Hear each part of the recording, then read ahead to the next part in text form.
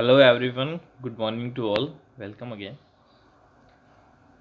Our today's topic is excretory and reproductive system.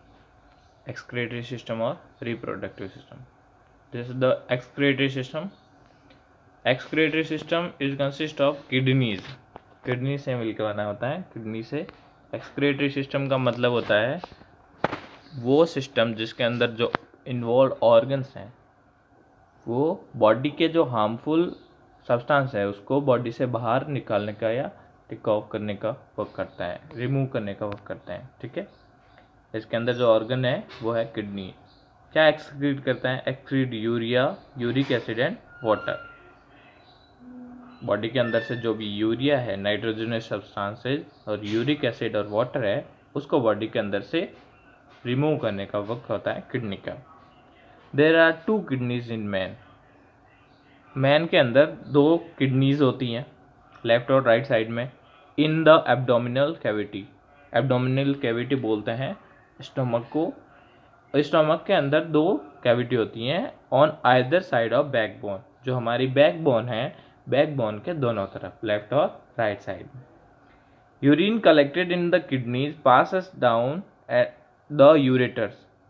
अब urine जो kidneys के अंदर यूरिन कलेक्ट होता है वो किडनी से यूरेटर के अंदर जाता है जो कि नली ट्यूब जैसे शेप का होता है. वहाँ से जाता है यूरिनरी ब्लैडर के अंदर. यूरिनरी ब्लैडर से pass out through the urethra. वहाँ से वो यूरेथ्रा की हेल्प से बाहर आ जाता है बॉडी से. देखो इसका structure. These are right and left kidneys. Kidney के ऊपर एक ग्लैंड होती है, एड्रिनल ग्लैंड. उसके बारे में पढ़ेंगे आगे. यहाँ से जो वेस्ट प्रोडक्ट है, जो भी नाइट्रोजन सब्सटेंस है, वो ये यूरेटर पार्ट है. इसको ट्यूब जैसा जो पार्ट है वहाँ से ये यूरिनरी ब्लैडर के अंदर आता है और यूरिनरी ब्लैडर से यूरेथ्रा की हेल्प से वो बॉडी से बाहर आ जाता है. इसके अंदर जो वेन होती है, ब्लड कैपिलरीज, उसको रीनल वेन बोलते हैं. ठीक है, दैट्स इट. और यहाँ पे यूरिनरी स्फिंक्टर होती है. स्फिंक्टर मसल्स क्या करती है? किसी भी फ्लूइड के या किसी भी सब्सटेंस के जो मूवमेंट है, मूवमेंट को कंट्रोल करने वाली मसल्स को स्फिंक्टर मसल बोलते हैं. स्फिंक्टर मसल से जब यहाँ पे कलेक्ट हो जाता है यूरिन, तो यूरिन के कलेक्ट होने से ये जो स्फिंक्टर है वो ब्रेन के पास में मैसेज भेजेगी और ब्रेन फिर यूरेथ्रा को वापस से इन्फॉर्म करेगा कि जो भी कलेक्टेड यूरिन है उसको बाहर निकाल दें. यहाँ पे ये यूरिनरी ओपनिंग. ओके. इसके जो किडनी के पार्ट हो, किडनी को अच्छे से देखते हैं. किडनी के कौन कौन से पार्ट हैं? This is the kidney. Kidney की ये लेयर है कॉर्टेक्स. यहाँ से इम्प्योर ब्लड एंटर करता है और इम्प्योर ब्लड इस जो यूनिट है किडनी की यूनिट जिसको नेफ्रॉन बोलते हैं, इसमें मिलियंस ऑफ नेफ्रॉन्स होते हैं. वो मिलियंस ऑफ नेफ्रॉन्स क्या करते हैं? ब्लड के अंदर से जो भी सब्सटेंसेस हैं, वाटर वगैरह को कलेक्ट कर लेते हैं अपने अंदर और उसको टोटल वर्क करके किडनी के अंदर डाल देते हैं, यहाँ पे यूरिन को. और वो फिर यूरेटर की हेल्प से यूरिनरी ब्लैडर के अंदर पहुँच जाता है. और यहाँ से जो इम्प्योर ब्लड था वो प्योर होके वापस से बॉडी के अंदर चला जाता है.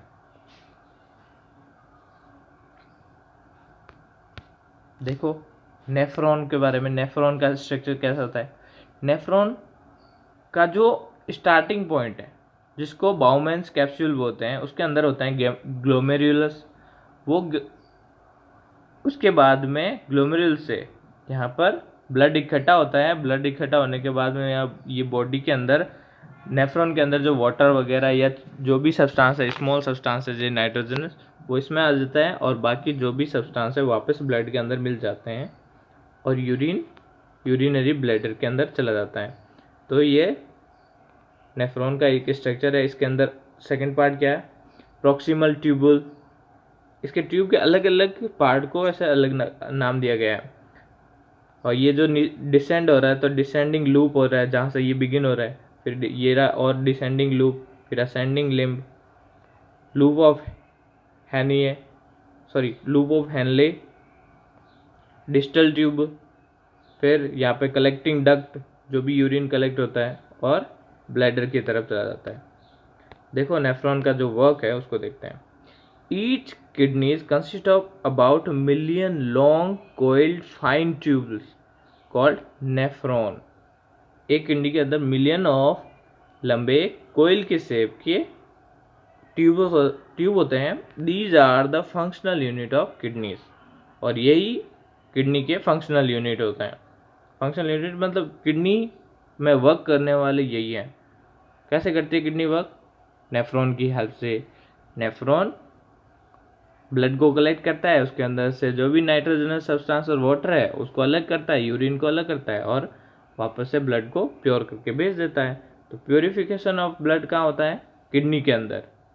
अगर आपको पूछे where the purification of blood occur, the organ name is kidney. Okay, one end of each nephron has a hollow cup Bowman's capsule. जो भी अगर अकेले नेफ्रॉन को ले तो नेफ्रॉन के हर किसी नेफ्रॉन का जो पार्ट होता है स्टार्टिंग पॉइंट, उसको बोलते हैं Bowman's capsule. Bowman's capsule has a bundle of blood capillaries. इसके अंदर बहुत सारी ब्लड कैपिलरीज होती हैं। ब्लड कैपिलरीज से ब्लड इकट्ठा होता है, कॉल्ड ग्लोमेरुलस। उसको ग्लोमेरुल्स बोलते हैं। The function of glomerulus is to filter the blood passing through it. क्योंकि कैपिलरीज हैं, वो क्या है वहाँ पे बाउमेंस कैप्सूल के अंदर कैपिलरीज का गुच्छा है, तो कैपिलरीज के अंदर से ब्लड बाहर की तरफ जा सकता है और बाहर से वापस अंदर की तरफ आ सकता है, यही वर्क होता है। लेकिन वेन्स और आर्टरी से नहीं आ सकता, तो आर्टरी डिवाइड होकर किस में कन्वर्ट होती है? कैपिलरीज के अंदर, हमने पढ़ा था।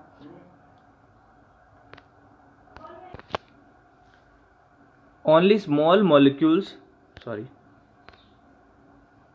like glucose, amino acid, salts, urea and water pass out in urine।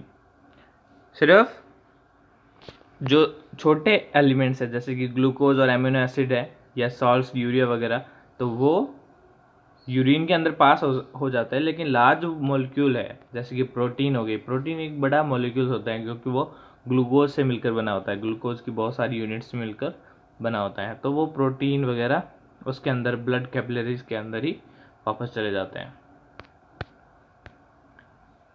Human reproductive system, यहाँ पे एक्सक्रीटरी सिस्टम तो खत्म हो गया क्योंकि हमने फंक्शन वगैरह देख लिए सारे। Reproductive system, the human reproductive system becomes functional at a definite as.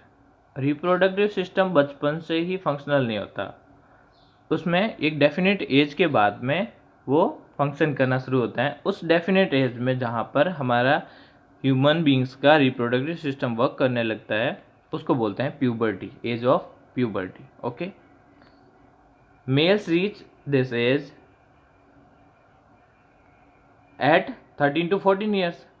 Mails के अंदर 13 से 14 ईयर्स के अंदर प्यूबर्टी की एज आ जाती है, लेकिन फीमेल्स के अंदर उससे पहले आ जाती हैं। 10 to 12 ईयर्स के अंदर एज ऑफ प्यूबर्टी आ जाती हैं। Mail reproductive system, mail reproductive system के अंदर कौन कौन से ऑर्गन्स हैं उसके बारे में देखते हैं, स्ट्रक्चर वगैरह। The organ of male reproductive system are divided as primary and secondary. जो भी ऑर्गन्स होते हैं मेल रिप्रोडक्टिव सिस्टम को, इसमें हम उसको दो टाइप में डिवाइड कर सकते हैं, प्राइमरी और secondary. Primary male reproductive organ is a pair of testis, rest all secondary. Primary के अंदर सिर्फ टेस्टिस को इंक्लूड करेंगे, बाकी सभी को सेकेंडरी के अंदर डाल देंगे। दे लाई इन द स्मॉल पाउच। जो टेस्टिस हैं वो एक छोटे से पाउच के अंदर रहते हैं, लाइक अ मस्कुलर स्ट्रक्चर, जो बॉडी के बाहर की आउटसाइड द एब्डोमिनल कैविटी, जो स्टोमक या एब्डोमिनल कैविटी है उससे आउटसाइड की तरफ रहते हैं, उनको बोलते हैं टेस्टिस। ओके, और जो ये पाउच है जिसके अंदर टेस्टिस रहते हैं उनको बोलते हैं स्क्रोटम और स्क्रोटल सैक। देखो इसको, ये जो पार्ट है इसको बोलते हैं टेस्टिस, और ये रहता है स्क्रोटम के अंदर। टेस्टिस के अपर जो लेयर है उसको बोलते हैं epididymis.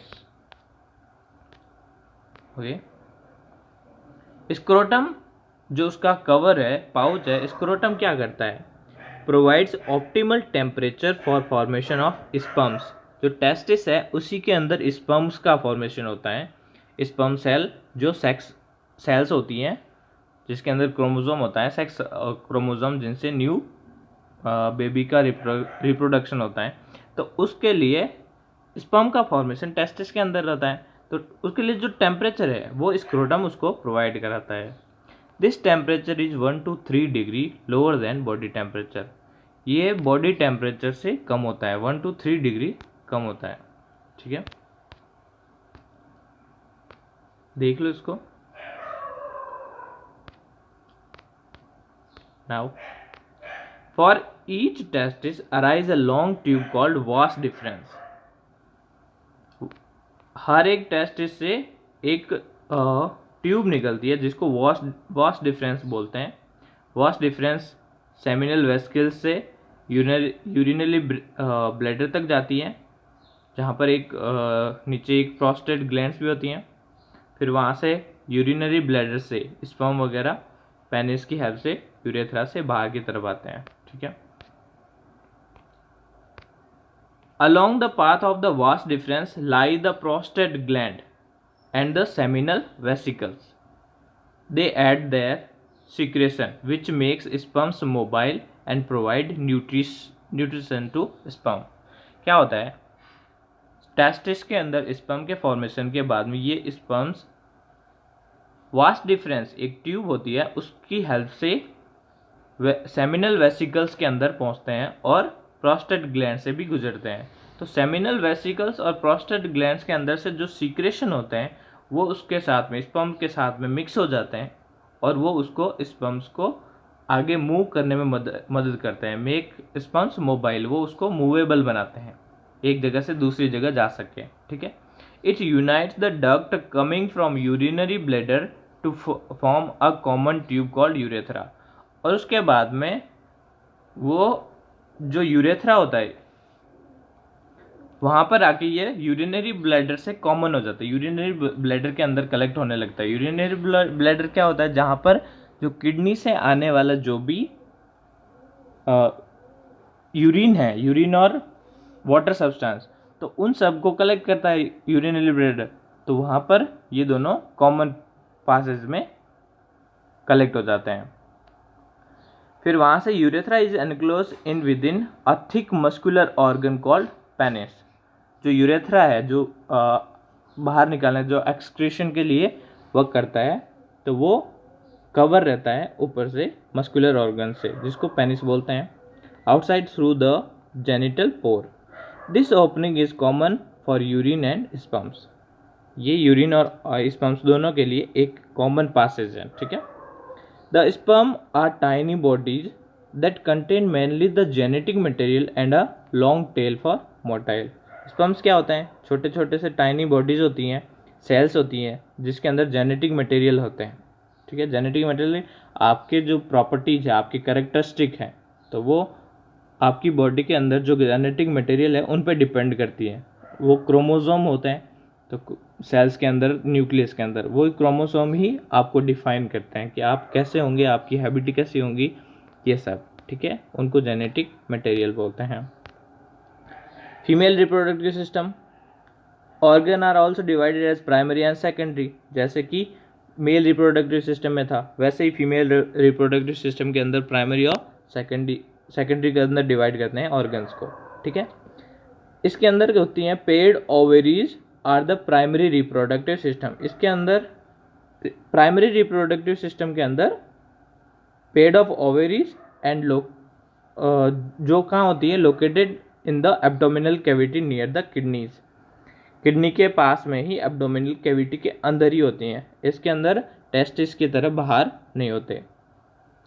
Ovaries produce the female gamete ova and also secrete female hormones estrogen and progesterone.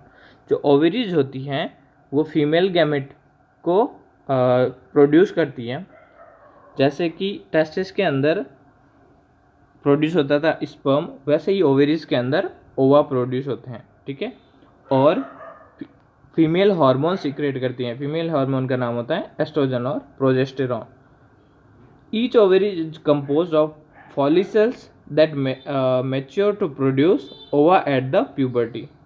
In ovary के अंदर फॉलिकल्स होते हैं, फॉलिकल्स से मिलकर बनी होती हैं। फॉलिकल्स क्या करते हैं, जब प्यूबर्टी की एज होती है तो वो मैच्योर हो जाते हैं और ओवा को प्रोड्यूस करते हैं। मेन वर्क होता है फॉलिकल्स का। जैसे कि किडनी के अंदर नेफ्रॉन होते हैं, वैसे ही ओवेरी के अंदर फॉलिकल्स होता है। Near posterior end of ovary a funnel like structure Leeds into a long convoluted tube called fallopian tube और ओविडक्ट। और इसका जो पिछले वाला हिस्सा है, ओवेरीज का पिछला हिस्सा है, वो एक छोटे से फनल के शेप का होता है, जिसको हम फैलोपियन ट्यूब भी बोलते हैं या ओविडक्ट भी कहा जाता है। देखो इसको, फैलोपियन ट्यूब और ओविडक्ट। ये रहा fallopian tube, these are ovaries. ये है प्राइमरी पार्ट, यहाँ पर ओवा का प्रोडक्शन होता है।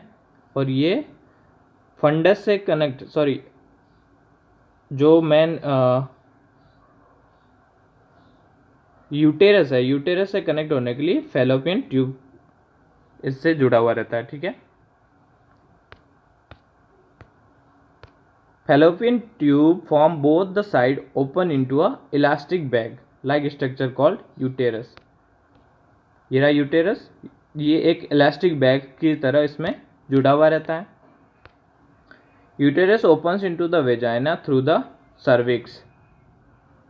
यूटेरस फिर आगे जाके सर्विक्स में, सॉरी, वेजाइना के अंदर ओपन होता है। फिर vagina is a tubular structure also called birth canal.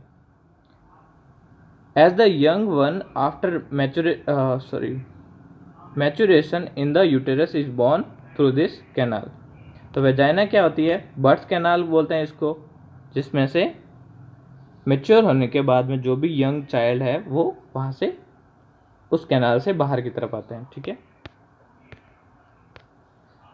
Endocrine glands, जो एंडोक्राइन ग्लैंड्स होती है, नॉर्मली अपन एक डेफिनेशन देखते हैं एंडोक्राइन ग्लैंड्स होती क्या है। Produce hormones. Endocrine glands hormones produce करती है और एक्सोक्राइन ग्लैंड्स एंजाइम्स प्रोड्यूस करती हैं। दो टाइप की ग्लैंड्स होती हैं, एक्सोक्राइन और एंडोक्राइन। तो एक्सोक्राइन एंजाइम्स और endocrine hormones. Hormones are proteins in mature in a nature, sorry यहाँ पे नेचर करना था। तो हार्मोन्स एक्चुअली प्रोटीन्स होते हैं। They are chemical messenger discharge by endocrine gland from where they reach different part of the body and influence its function. Okay, ये chemical messenger होते हैं जो कि एंडोक्राइन ग्लैंड से सीक्रेट होते हैं और अलग अलग बॉडी पार्ट के अंदर पहुंच के उनके फंक्शन को इन्फ्लुएंस करते हैं या प्रभावित करते हैं, वो फंक्शन को प्रॉपरली करने में हेल्प करते हैं, ठीक है, या फिर किसी ऐसे फंक्शन को प्रोहिबिट करते हैं। Endocrine glands are control by the nervous system. जो एंडोक्राइन ग्लैंड है वो नर्वस सिस्टम से कंट्रोल होती है। नर्वस सिस्टम होता है जो जिसके बारे में आगे पढ़ेंगे, वो ये क्या करता है, receive information about changes in the external environment in the form of stimuli which are called neuro hormones. जो एंडोक्राइन क्या करते हैं, नर्वस सिस्टम बाहर की जो भी स्टिमुलाई है, स्टिमुलाई बोलते हैं बाहर के जो भी टेम्परेचर वगैरह या किसी भी एक्सटर्नल फैक्टर से जो मिलने वाली इंफॉर्मेशन है, उससे इंफॉर्मेशन को कलेक्ट करके ब्रेन तक भेजता है और उस ब्रेन से हमारी बॉडी फंक्शन करती है, ठीक है। ओके।